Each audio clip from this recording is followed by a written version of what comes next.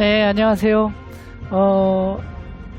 오늘 제 강의의 시작은 제가 우리나라 역사에서 가장 존경하는 인물 중에 한 분을 택했습니다. 아주 많은 분들이 있지만 그래도 이분이 있었기에 오늘날 우리가 있지 않았을까 하는 생각입니다. 그분은 바로 이순신 장군님입니다. 이순신 장군님은 뭐 다 잘 아시죠? 네, 잘 알고 1545년에 태어나셔서 1598년도 노량해전에서 전사하셨죠.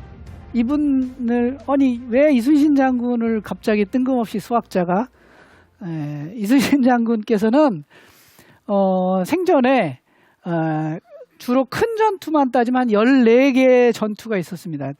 이 14개의 해전에서 전부 다 이기셨어요.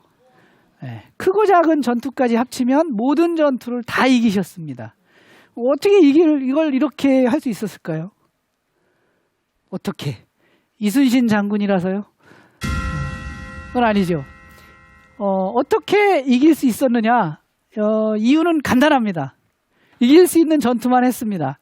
그러면은 이제 하나 더 나가서 어떻게 이길 수 있는지 없는지를 알았을까요? 그게 이제 중요하죠. 이순신 장군님은요, 계속해서 이 임진왜란이 발발해서 정유재란이 일어나서 명량해전 처음 신에게는 아직도 12척이 있습니다를 하시고 그 이후까지도 계속해서 뭘 하느냐? 정보를 수집합니다. 계속해서 우리 첩보원을 투입해서 계속해서 상대의 전력과 움직임 이런 걸 다 탐지하시고 갖고 계셔서 그걸 가지고 그걸 기반으로 해서 이 전략 전술을 짜서 전투에 임하신 겁니다. 그래서 이길 수 있었던 겁니다. 명량 보신 분 있습니까? 거기 보시면 이순신 장군이 굉장히 막 비장하게 나오죠. 이걸 어떻게 할까 하면서 적을 물리치기 위해서 사기가 좋아야 된다. 우리 군의 사기를 높여야 된다. 사기만 가지고는 20배, 30배 나는 차이 나는 적을 물리칠 수는 없죠. 그만큼의 내가 13척, 12척이 있지만 이거 가지고도 내가 충분히 적을 제압할 수 있다라는 확신이 들었기 때문에 전투를 할 수 있었던 겁니다. 그럼 그런 확신의 바탕에 누가 있었느냐? 오늘 강의의 결론. 결국 이순신 장군 밑에는 보이지는 않지만 수학자가 있었다라는 겁니다. 그래서 오늘 그 수학자가 있었다라는 여러 가지 사실들을 여러분들한테 조금 알려드리겠습니다. 사실 이거 이제 이순신 장군이 싸우신 거에 비하면 여기 지금 14개밖에 소개를 안 드렸지만 특히 이제 가장 중요했던 게 뭐냐면 이 한산대첩입니다. 요즘에 살라미스 해전, 칼레 해전, 트라팔가 해전과 함께 세계 4대 해전으로 넣어야 된다. 이런 이제 세계 여러 나라의 학자들의 역사학자들의 그리고 이순신 장군도 세계 3대 제독에 넣어야 된다. 이런 논의가 있다고 합니다. 이 한산대첩이 왜 중요하냐면 임진왜란의 전쟁의 양상을 바꾼 전투입니다. 해전입니다. 이렇게 육로로 올라가다가 서해를 통해서 한양으로 직접 군대를 보내고 명나라로 왜군이 진출하려고 했는데 그걸 막아서서 전쟁의 양상을 뒤집은 거예요. 밀리던 조선군과 명나라 군대가 이걸 기회로 해서 전열을 가다듬고 그 다음 전투를 이어갈 수 있었고 이거 이후에 소강 상태가 되죠. 그래서 이 정유재란이 일어난 명량까지 쭉 이어지게 됩니다. 이 14개의 전투를 모두 다 승리로 이끌었던 바로 이순신 장군의 발밑에 있던 수학자가 어떤 사람이었는지 한번 보기로 하겠습니다. 뛰어난 전술과 전략, 그 다음에 조선의 수학자, 어떤 수학자인지 한번 보시겠습니다. 자, 그걸 알기 위해서 먼저 뭐가 필요하냐? 조선의 산학제도가 좀 필요하겠죠. 어떻게 생겼는지. 세종 12년에 이렇게 잡과 십학이라는 그 과목 교육 체계를 갖춥니다. 그래서 10개의 과목을 여기다 놓습니다. 그 중에 하나가 뭐는 이제 저 끝에 있는 산이죠. 산이 바로 수학입니다. 세조 때는 약간 천대받습니다. 그래서 빠져요. 그러다가 성종 때 다시 경국대전이 완성되면서 거기에 파락으로 자리 잡게 됩니다. 의, 역, 율, 음양, 산, 악, 화, 도 이렇게 8개의 과목으로 조선 말기까지 가게 됩니다. 그래서 이제 여기에 경국대전에 보면 이런 체계가 이어지면서 호조에 약 30명의 산원을 뒀다. 그리고 이제 그 산원들의 이제 드디어 명단도 나오고 이런 것들이 나오기 시작합니다. 세종 이후에는요, 산학자들도 궁중에 이제 결국 관원들입니다. 관원들을 채용을 하려면 시험을 봐야 되겠지요.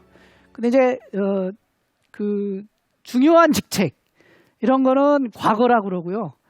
이렇게 좀 짜잘한 직책들은 취재라고 합니다. 그래서 산학 취재를 봅니다. 이 사람들한테 옛날 선조들한테는 이것도 과거죠. 시험을 봅니다. 그래서 1년에 4번 실시하고 산학 교수가 최고 높고요. 종육품, 별제, 산사, 계사, 훈도 이런 직급들이 있습니다. 조선시대의 가장 그 대표적인 수학책은 뭐냐면 상명산, 양의산, 계몽산이라는 세 개고 그 책이 바로 이 세 가지입니다. 근데 이게 불행하게도 임진왜란과 정유재란을 통해서 전부 다 소실돼서 지금 현재는 이제 없습니다. 그 이후의 책이나 이런 것만 있습니다. 임진왜란 때 왜군들이 그 우리나라에 전쟁만 하러 온 게 아니고요. 특수부대 3팀도 파견이 됩니다. 한 팀은 문화재 약탈팀, 하나는 이런 책 이런 거 약탈팀, 하나는 도자기공 이렇게 인재들 약탈팀, 이렇게 해서 특수부대들 3팀이 와서 싹 다 실어갑니다. 이때 이제 많이 없어지고 불타고 뺏기고 이랬죠. 자, 그래서 저런 체계 안에 있었는데, 그렇다면 이제 수학자들이 관원들로 있었고, 그러고 그 수학자들이 어떤 명칭을 갖고 있었느냐 보니까 세종 때는 동서남 중에 네 군데 사부학당이라는 곳에 훈도관이라는 말단관직이 있었습니다. 세조 때는 훈도관의 명칭을 훈도로 바꾸고 지방에도 이제 훈도를 넣었어요. 그래서 호조에서는 회계 업무를 담당하는 훈도가 산학훈도, 이를테면 형조에서 법률을 담당하는 훈도는 유락훈도 이랬습니다.